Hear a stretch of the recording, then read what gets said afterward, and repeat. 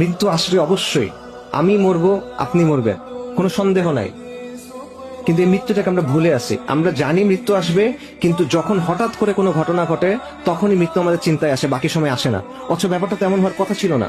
ব্যাপারটা হওয়ার কথা ছিল সবসময় আমরা আখিরাতের কথা চিন্তা করতেছি, সবসময় মৃত্যুর কথা আমার স্মরণে আসে। ব্যাপারটা তো এমন হওয়ার কথা ছিল। আপনার পরীক্ষা আসতেছে, আপনার জন্য মৃত্যুর কষ্ট আসতেছে, সাকারাতুল মাউত সত্য।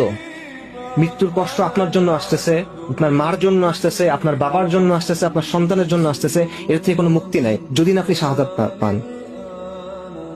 আপনার জন্য কবরের চাপ আসতেছে।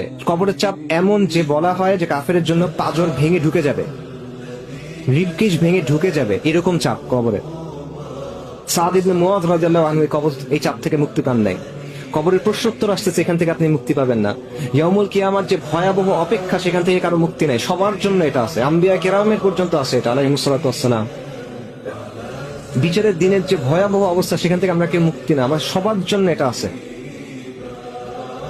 আমরা দুনিয়াতে শুধুমাত্র বলবো আমরা ঈমান আনছি, লা ইলাহা ইল্লাল্লাহ, এতটুকু হবে না, আমাদের পরীক্ষা দিতে হবে।